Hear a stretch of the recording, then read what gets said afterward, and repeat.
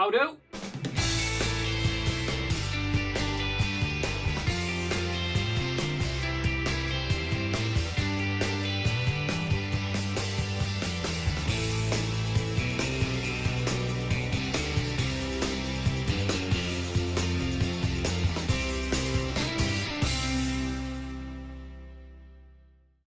Well, hello, I'm Chris. Welcome to King Bespoke Creations. And today we've got a little weekend project. We're going to make one of these. Now, you've probably seen these. If you're on Instagram or you're on Pinterest or something like that, you've probably seen these little squirrel picnic tables. They're all the rage at the minute.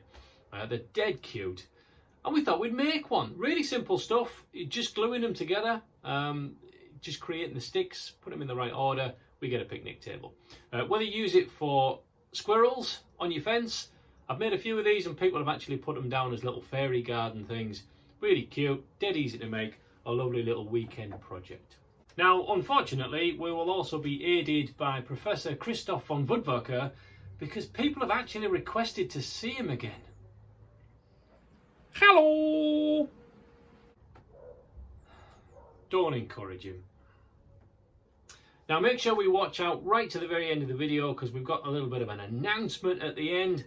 So make sure you watch all the way through to the finish. And don't forget to click like and subscribe. Thank you very much. Let's tack on.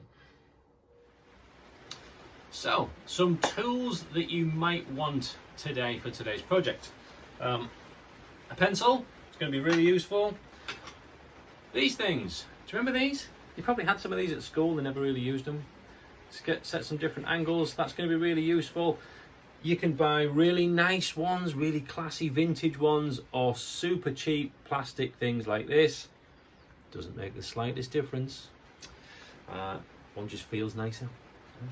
We're going to need some 2x2 stock. That's what we're going to get all our stuff from.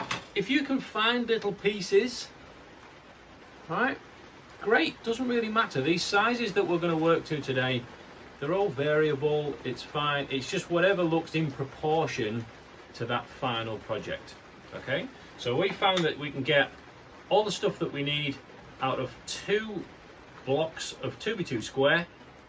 And these are, if I remember rightly, yep, 150 millimeters long, which is 6 inches.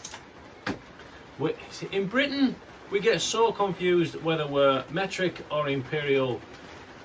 We have to use both, okay? The number of times I've measured so many inches and a few millimeters. We're a very confused nation. Well, you also might want one of these. This is a marking gauge. Super useful tool. Absolutely brilliant. So you can set that little pin. It gives you repeatable score lines, and that's the point with all of these little marking tools that we've got. It gives you a repeatable process. So you can get exactly the same cut every time without needing to go back with a ruler and a pencil and score everything off individually. Okay. So we're trying to cut out these blocks. So like we said, we want 2 of these at 150 mil, and we're going to split them lengthwise. Now I've got a little bandsaw. It's not a very expensive one. Very useful for doing little jobs like this, but you can just do it with a saw. Just really take your time, work your way through your guidelines. I've already done one of these, so you can see here we've got the 2 bench tops that the squirrels will sit on, and then these 4 will actually make the table top. So what we're going to use for this is to get the side stands and the braces that the seats can actually sit on. So we're going to split this into 4 lengthwise. Now I found with a marking tool that makes it really, really simple. Here's a fantastic trick for getting nice and central. I can guess mark the pin roughly in the middle, and I'm going to put a dent in there with the pin. Can you see that dent? Can you see that there? Okay, now if I come in from the other side, I can then see if that's central.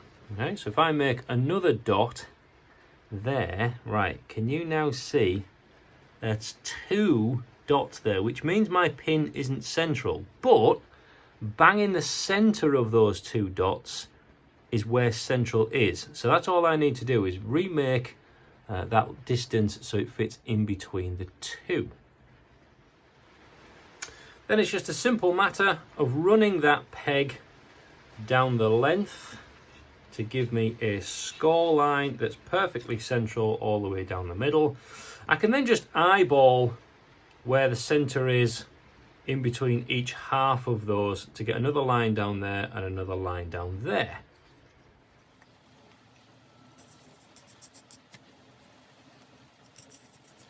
Okay, now I'm just going to go over the top of those with a pencil just to make it a little bit more visible.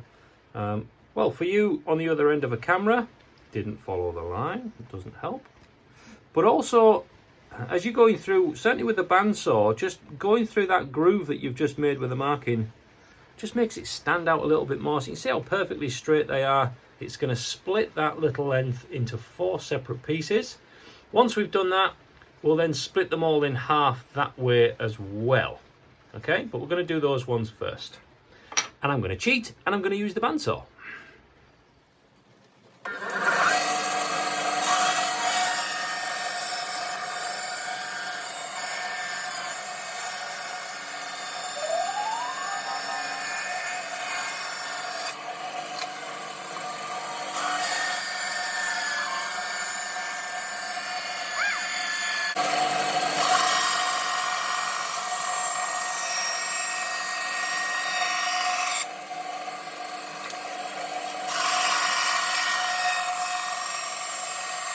Right, so now that we've got our stock cut out, I've set my angle to about 65 degrees, give or take, not that important. That's going to give us, what we're going to work on here are the legs, so we want 4 posts for the legs, and we're just going to trim off that top edge on there, and then it needs to run parallel at the bottom, so that's going to have to go like that and like that, to then mark off the same angle right at the very bottom. And we need to do that for all 4 legs.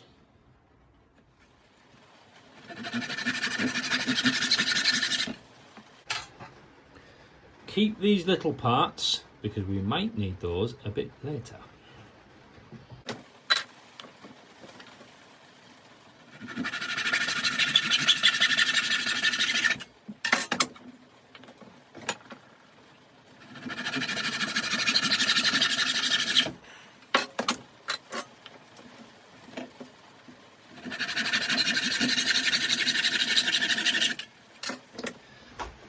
Right, so once we've got everything cut out, we can start sticking it all together. Now, I use just a wood glue. I use Gorilla Glue, okay? Just check that most wood glues that you find, they are weatherproof, they are waterproof. Some of them might not be, in which case you wouldn't want to use that for this stuff, you wouldn't want to have it outside then. But certainly this, and most of the, like the Tight Bond series, most of those are waterproof, so we can use that to build this and it'll sit outside for a long time. What I also like about these, about this Gorilla Glue as well, is that it's suitable for any kind of wood. So I only need 1 wood glue in the shop rather than specific things for different types of woods. Okay? Okay, so we're going to make the legs first. So we've got our cut pieces that have those parallels on them, and we're going to cross them over. So you're going to have a tiny little triangle, not very big at all at the top, and just use one of your other sticks to line them up so that the flat edges all match quite nicely. Something like that. Okay, that can just be glued from there. I actually just stick a tiny little pin through the center as well, just helps to hold it in place while we faff about with it and move other things around. Okay, just a dabble do, and then we can just swirl that around a bit, and that's more than enough glue. Again, just check the straight. There we go. Okay, right, I'm just going to tap that in. What we're going to do then is we need to fill in one of these gaps on one of these sides, because we need a plank going that way for the bench ends to sit on that way. Okay, so we need to fill this gap. So this is why we have some spares. So we need to cut off that angle for the end piece and this angle. So this is why I like having two of these, because I can keep that one for my set angle there, and I can use this one to just replicate that angle from there. So I can just line up this edge on here and then eyeball that down, and that will be good enough for me. Something like that. There we go. So now I can cut another piece off using that angle, and then it'll all fit nicely in there.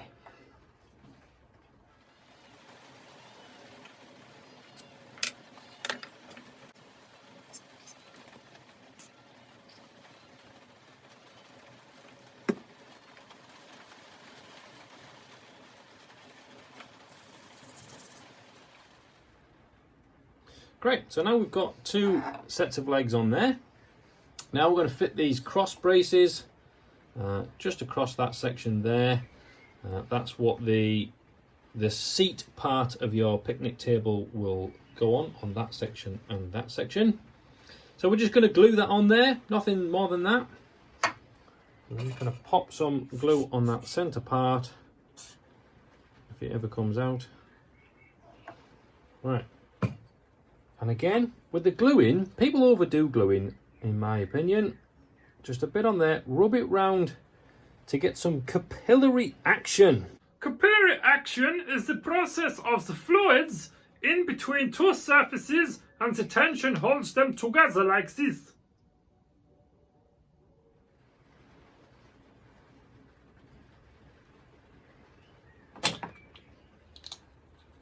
So I'm only going to use this clamp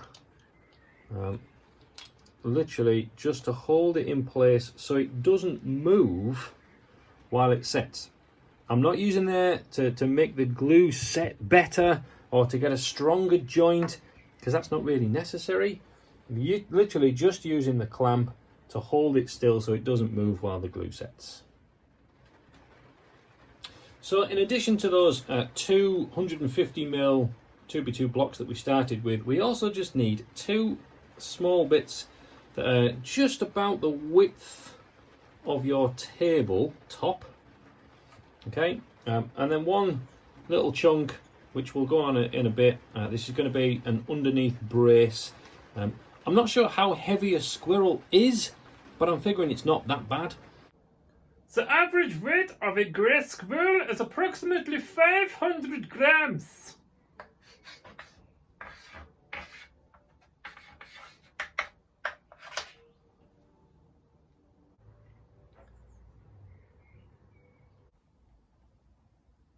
So now we can glue the table section together. So these beams are going to sit underneath the top ends, and they're going to poke in a little bit. It's about the thickness of one of these strips that you cut. So you want to be in that same distance. And that'll make more sense when we put it all back together again later. So for now, let's get a little bit of glue on each of these.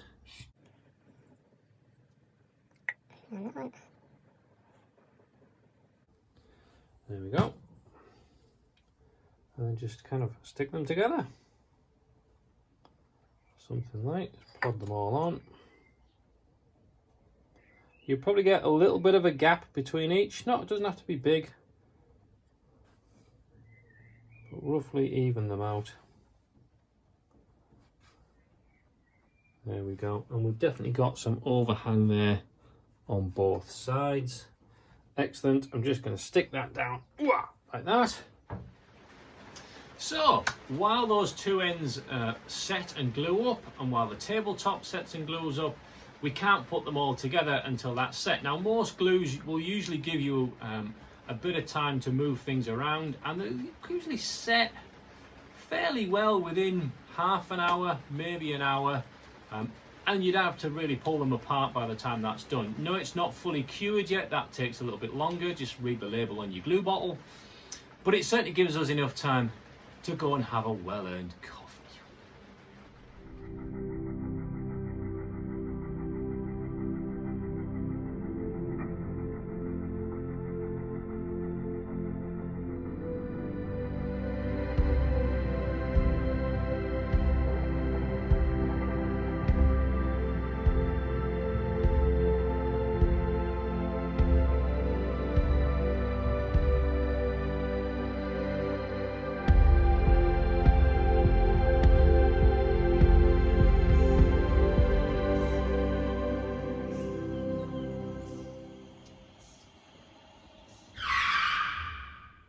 Okay, right, so some glue's set enough. It's pretty solid now. I can lift that up. Even with these parts that are just glued on, I can whack them around. They're absolutely fine.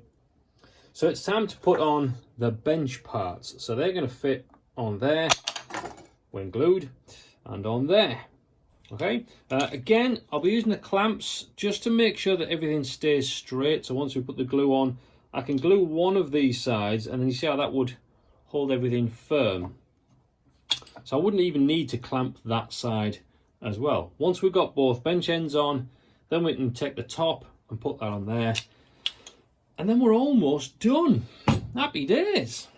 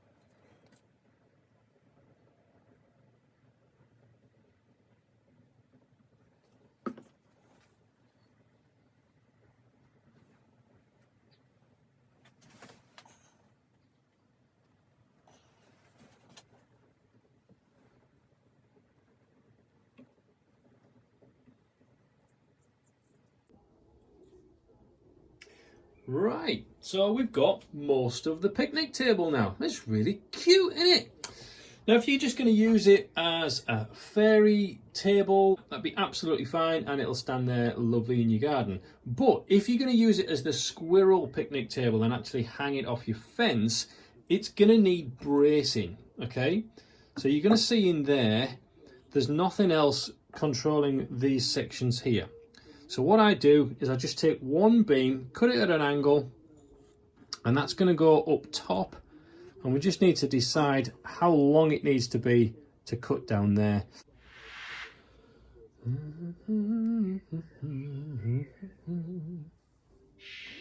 Right, so this cross brace does usually require a little bit of finagling between getting the length of it and the angles right. But we get there in the end. Okay, right, now I can leave that just upside down. That's pushed in there, so that's going to work. That's going to glue in there quite nicely. Get rid of that excess glue, as always. And that's pretty much it. So now that that centre part's in, make sure that we actually cut this then the right way around. So add this bottom part of the brace. This is where the holes need to be drilled through the legs, that's going to be screwed to the fence. If we screw the holes in that way to the fence, that brace won't be doing anything at all. And then the last thing structurally is taking some of these little triangle pieces that we chopped off the bottom of our legs right at the very beginning at exactly the right angle to fit at the top. Now I usually just glue in like that, just to give a little bit more surface area for this top beam to fit on. So we just glue in that side, and it glues onto the leg and just gives it a little bit more strength to hold on. So there we go, fairly simple stuff really. Now I'd finish that with, I usually use just a garden fence preservative in whatever colour you have. You might use an exterior varnish or some oils or something like that. Just give it some kind of coating so it can withstand the outside weather. Right, now then, the big announcement. What we're going to try and do with this channel is put out 2 videos a week. I'm going to try my best to do that. We're going to try and have a Tips Tuesday. So we'll go through a technique and have lots of little tips on there, how to do certain things, whether that's chiseling, carving, creating joints, doing all these kinds of things. And then we'll see if we can have a project Friday like we had today, something that we can work over the weekend. So if you've got any ideas of what you would like to create or things that you're struggling with that you think I might be able to help with, please put them in the comments below. I want to really turn this into a fantastic community of woodworking. That would be awesome. So let me know what you want to do. Until then, sharpen your tools and I'll see you soon.